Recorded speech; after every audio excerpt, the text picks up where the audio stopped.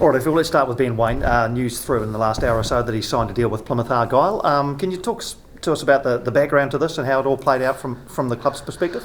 Yeah, look, I think it started early doors in pre-season. I think there was interest in Waine back then. Obviously, the deal didn't happen, and now it's happened in this January window.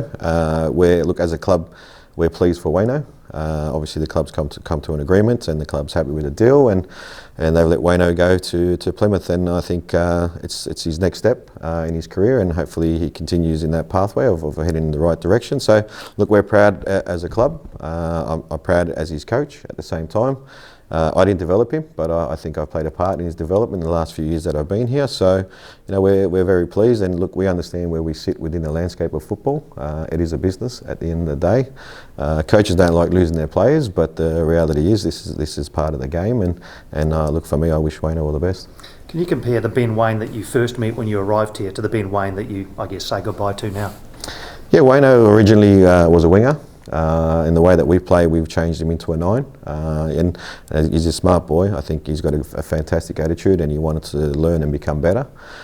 He's also grown physically. I think if you've seen Waine lately, his posture and the way he stands, the muscles that he has on his body is a lot different to when I first came in, and that comes down to obviously our S&C and the work that they do as well. And so for us, the thing is, as a coach, when you've got a player that's willing to learn and willing to become better at what he wants to do, it makes our job a lot easier. And he's one of those guys that we've had, and we worked alongside him. And Chiefy's done a lot of work with him as well on the side of and the video of understanding the game and the way that we want to play. And look, he's worked very hard to get to this point, and now he's headed off into the right direction. You often hear that the ALeague is comparable to kind of that Championship, League One in England. How do you think he'll go? I think Waine will. I think he'll go all right. I think he'll do well. I think it'll be an eye opener for him, especially playing in that competition. It's not going to be probably as free flowing and the football that we play currently here at Wellington Phoenix. So look, I'm not too sure how Plymouth play, but I think they're doing well currently. They're 4 points ahead at the top of the table at the moment. So hopefully they do well and they go up to the Championship, and he gets an opportunity to play at that level as well. So look, I think he'll do well. I think Waine is quite adaptable. I think he understands the game quite well, and if he's working with good people over there, I think he'll continue in the right direction. And what about the load of games? Because League One's a 46 game competition compared to the A-League 27 games. You're playing Saturday, Tuesday often. What about that in terms of an adjustment he'll have to make?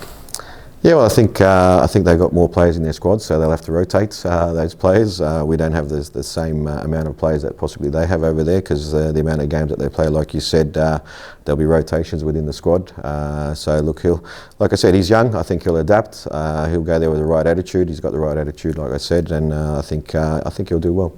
He's the latest in the line of players who have come through the Phoenix system and travelled away overseas. You've got Libby Kakachi, obviously, who you helped to nurture to that level. Sarpreet was, I think, before you, yes. But then Cam Devlin also is another guy, not a Kiwi, but has also gone.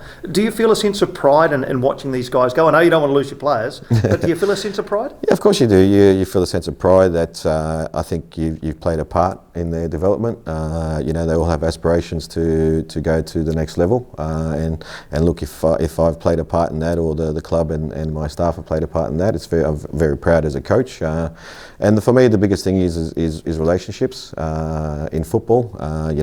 In 20 years' time, hopefully we can sit down and maybe have a beer once they're retired, and where they can say that they know we helped them to get to where they want to get to. I know this is probably not your area, but has the club done okay out of this financially? Look, that's out of my jurisdiction. I don't get involved with the transfer fees. Look, at the end of the day, obviously the club is happy, and that's why they let him go. All right. On to the game on Monday against Melbourne City. No Waine, so you feel as though you've got the attacking weaponry to cover for his absence, I guess. It means he's only started, I think, 3 of your 9 games this season. Yeah, look, we lose a little bit of depth with Waine leaving. We'll have a look at the January window, what we need, if we need to do anything.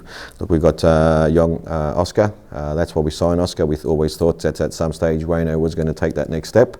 So we signed Oscar Van Hattem, thinking that he'll be the next player to step up into that role. So he's back full training, which is good for us, and he'll be available for selection for the game on Monday against Melbourne City. And look, we've still got Costa as well. We've still got Borley that can play up there. We've got Oz as well that can play up there, and we can even play Yarn at times. So we'll still be able to rotate players and manage it well. Of the players who missed the last outing against Perth, Tim Payne wasn't well, Ben Old, a hernia. Can you just give us an update on who is not available? Oldie's not available. Hopefully we can get him available for the Sydney game. He's tracking in the right direction. Payne is back. He's all right. His sickness is gone, which is a positive sign. And Finn Sermon's still shoulder. He'll be up for his shoulder as well. Melbourne City, obviously top of the table. They set the standard in many ways in this league, but you pegged them back from 2-0 down to get a point earlier in the season. Do you feel you match up pretty well against Melbourne City in the way they play and the way you play? Yeah, I think Melbourne City is a good footballing side. They want to play football, which is great. There's a structure and a style that they play in, which makes it a lot easier to analyse and determine what they're going to do. So look, I think they've got some very good players, especially in the front end. They score a lot of goals, and defensively they work hard as well. So for us, it's a game that we're playing at home. It's a game that we need to win. Very important that we need to pick up all 3 points. So I think it's going to be a great matchup. When you look at Melbourne City and you see Jamie McLaren with his 10 goals already this season, do you particularly legislate to try and limit his impact? Look, the way that we play, we never focus on individuals. We look at the collective of what the opponent does. Obviously, we look at the attributes that they have and the style that they play and how they try to exploit the opposition and try to stop them from exploiting us, obviously, as well. So we never really focus on individuals, but we do obviously make sure that we know that where players make runs and where they like to receive the ball and try to stop that. And just a generic question, you're about a third of the way through the season now. Are you happy with where you are? If you think back 9 weeks, and you think about where you would like to have been and where you are. I know you always want to be higher, but are you happy with the way things are going? Look, are we playing good football? I believe we are. I think we're playing good football. Are they turning into results? No, not at the moment. I think we've dropped too many points, especially even the first game we were 10 men for 70 minutes. I think we dropped 2 points there against Adelaide. The Western United game, I think we dropped 3 points there, and I think we score goals, but we're conceding too many at the same time. I think we score the most goals in the competition at the moment, and we just need to stop conceding goals, and that's the way we can win games. Just one more question about Waine.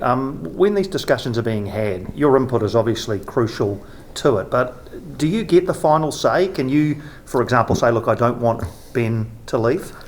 Oh, look, that's a discussion that we have with the chairman at the end of the day, but also you've got to understand that football is a business. There's always the right time and the right place for these things to happen. And like I said, I think the club is happy with the outcome that they've got. So it's very important that, look, at the end of the day, we understand that players will come and players will go. Same as coaches. Coaches will come and go. The reality is the club will always be here. And for us, we look at how we can produce the next player and give them the opportunity to come through and give them the opportunity to go play in Europe as well. So look, it's like I said, as a coach, you don't want your best players to leave, but it's part of the game. Players move on to bigger and better things.